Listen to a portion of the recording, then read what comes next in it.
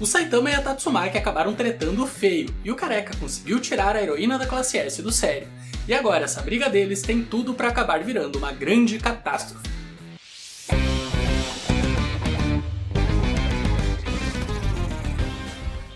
E aí galera, tudo beleza? Eu sou Vinícius Winkler, esse é o NerdTube e hoje eu vou falar de One Punch Man, então já dá aquele soco caprichado no like e garanta sua inscrição aqui no canal. O capítulo começa mostrando o hospital da Associação de Heróis, e vemos que o Air acabou de sair de uma cirurgia. Pra quem não lembra, o Air é o herói rank 35 da classe A, e ele tinha sido gravemente ferido no pescoço quando ele acabou sendo atacado pela água natural maligna nos destroços da cidade Z. Porém, de alguma forma, os médicos da associação conseguiram salvar a vida dele. E no momento em que o Air recupera a consciência, ele dá de cara com os 3 vizinhos do Saitama que também foram parar no hospital. Afinal, o Forte foi atropelado quando estava prestes a lutar contra o Saitama. E inclusive, graças a isso, ele acabou machucando o tornozelo. Enfim, que na sequência o Forte faz questão de destacar que o seu rank de herói é mais alto do que o do Air. E essa é uma característica muito importante do Forte, já que ele é um dos heróis que mais liga pro status e pra posição no ranking da associação. Só que quando o Forte começa a falar o motivo de ele ter ido parar ali no hospital, ele acaba sendo completamente ignorado pelo Air, já que os médicos que fizeram a cirurgia aparecem ali para falar com ele. E uma coisa que vale destacar é que a parte do pescoço do Air que foi ferida pelo ataque da água natural maligna não foi simplesmente curada com medicina convencional, mas sim com técnicas de ciborgificação avançada. Ou seja, agora metade do pescoço do índio da classe A é feito de peças robóticas, e por isso agora ele é basicamente um índio com voz de robô. Enfim, que outra coisa muito importante que os médicos dizem pro Air é que eles não trabalham para a associação, e eles foram chamados ali somente para cuidar desse problema do Air. E apesar de eles serem grandes especialistas em ciborgues, eles não chegam nem perto das habilidades que o Dr. Bofoy possui nesse quesito. E galera, essa é uma informação muito importante, porque isso basicamente estabelece que o criador do Metal Knight é um dos maiores especialistas em criar ciborgues no mundo todo. E se você está se perguntando o que isso tem de mais, bom, o grande vilão desse novo arco é o maior especialista do mundo em criar ciborgues de guerra. Porém, nem mesmo a webcomic, que serve de base para o mangá, revelou quem é a grande mente por trás dos ciborgues que vão surgir muito em breve na história. Então essa informação de que o Dr. Bofoy é um grande especialista em criar ciborgues coloca ele nesse momento como sendo o principal suspeito para ser o grande vilão do final desse arco. E outra coisa importante, que quem conhece a webcomic já deve ter sacado, é que esses médicos provavelmente trabalham para os neo-heróis, e eles devem ter aceitado fazer a cirurgia no Air somente para espionar o QG da Associação de Heróis. E para quem ainda não sabe quem são os neo-heróis, bom, eu não vou dar spoiler ainda, mas eu acredito que no próximo capítulo Murata já vai começar a introduzir eles no mangá. E inclusive diz aí nos comentários se você prefere que eu faça vídeo sem dar nenhum spoiler da webcomic, ou se é melhor que eu já vá falando sobre os pontos mais importantes da webcomic logo que o Murata começar a apresentar eles no mangá. Até porque esse arco é bem mais complexo do que o da Associação de Monstros, já que não tem somente os heróis e os monstros. Ou seja, não tá tudo preto no branco, e às vezes é bem difícil de identificar quem é do bem e quem é do mal nesse arco do mangá. Mas enfim, que seguindo com o mangá, vemos o Forte falando com os seus vizinhos, e vemos que ele está muito irritado por ter sido derrotado pelo Saitama, e ele pretende se vingar do seu vizinho careca assim que sair do hospital. Porém, ele explica aos seus colegas da classe A que o Saitama é um adversário terrível, porque o Careca tem uma habilidade psíquica muito poderosa. Afinal, antes que o Forte pudesse começar a lutar contra o Saitama, ele acabou sendo nocauteado por um ataque do Bruxo Careca que o atingiu pelas costas sem dar a ele nenhuma chance de se defender. Mas em seguida, o Borboleta DX manda o Forte parar de ser estúpido e conta que não foi nenhum ataque psíquico que o atingiu pelas costas, mas sim um carro. Já que como o Forte sempre luta usando fones de ouvido, ele não escutou a buzina do carro e acabou sendo atropelado. E por isso o Sapo das Correntes aconselha o Forte para que ele pare de lutar usando fones de ouvido antes que uma tragédia acabe acontecendo. E após falarem isso, o Sapo e o Borboleta vão embora para que o Forte possa descansar e se recuperar dos ferimentos. E também porque eles ficaram sabendo que os monstros que estavam aprisionados no porão do QG dos heróis acabaram escapando, e por isso todos os heróis disponíveis estão sendo chamados para irem até lá o mais rápido possível. Mas após eles saírem, o mangá faz questão de destacar que o Forte está extremamente determinado a se vingar do Saitama, já que ele começa a fazer um treinamento mental sobre como ele vai fazer para trucidar o seu vizinho careca. E na sequência o mangá mostra o Saitama, que está no porão do QG dos heróis segurando o braço da Tatsumaki numa tentativa de fazer com que ela se acalme e pare de ameaçar os outros. Porém, os dois começam a discutir, e então a carcereira de gaiola manda o careca soltar o braço dela, mas o Saitama diz que ele só vai fazer isso se ela se acalmar primeiro. No entanto, ao invés de se acalmar, a Tatsumaki fica ainda mais irritada e ela decide usar seus poderes psíquicos para jogar o Saitama contra a parede. Só que mesmo após ter recebido um ataque psíquico muito poderoso, o Careca simplesmente não solta ela.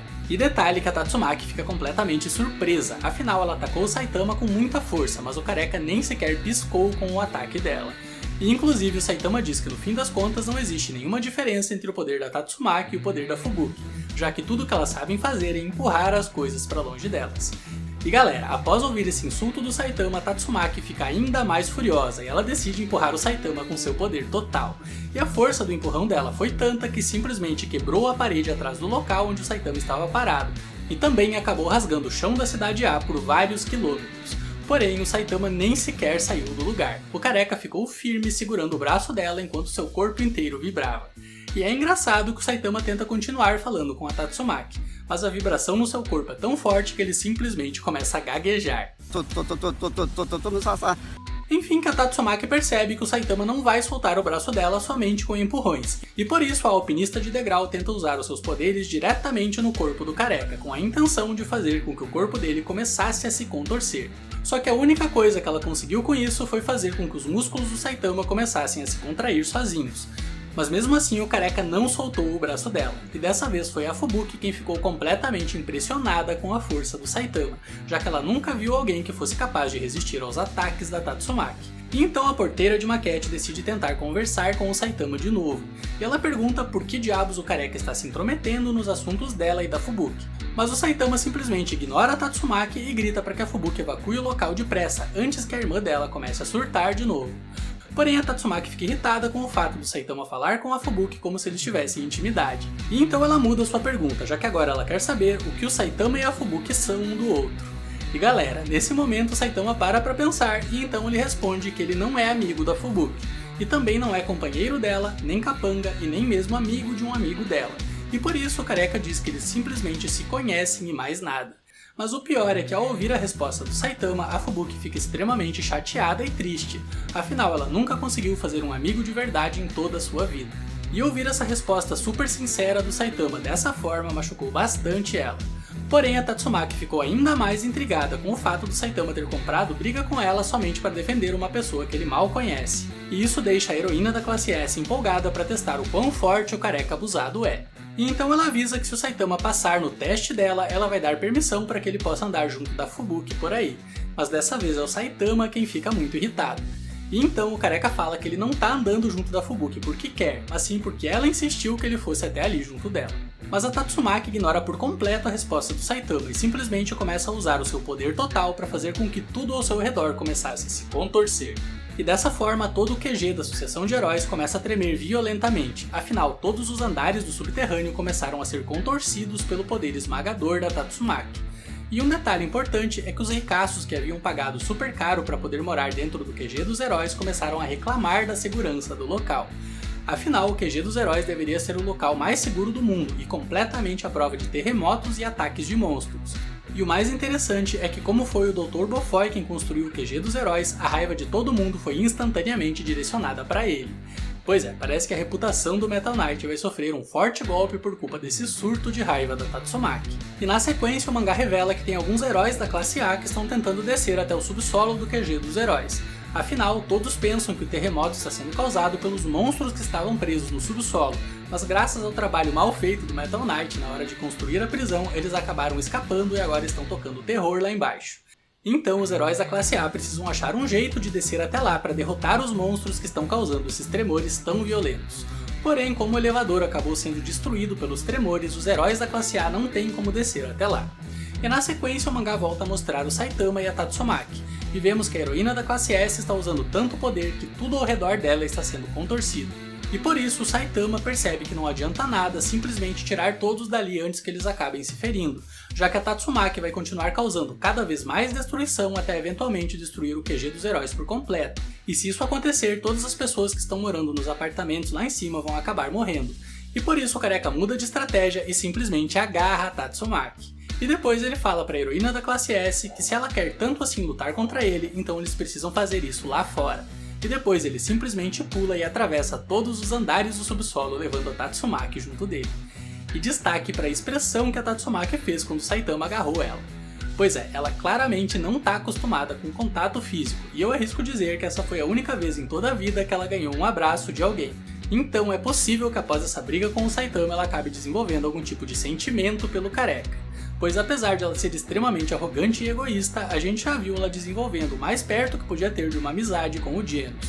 Então realmente não é impossível que ela acabe se tornando amiga do Saitama também. Mas enfim, que na sequência o mangá mostra que ficou um grande buraco no teto no local onde o Saitama pulou, e alguns andares pra cima estão os heróis da classe A que foram até ali para derrotar os monstros que fugiram das suas celas, e eles aproveitam esse buraco para descer até o fundo da prisão dos monstros. E na cena final do capítulo a gente vê quais foram os 3 monstros que fugiram graças à destruição causada pela Tatsumaki. E esses 3 monstros são a Capivara Comedora de Gente, que é de nível Tigre, e o Linguarudo e o Barriga de Chope, que são 2 monstros de nível Lobo. E esse trio está planejando fazer muita maldade assim que encontrarem algum ser humano por ali.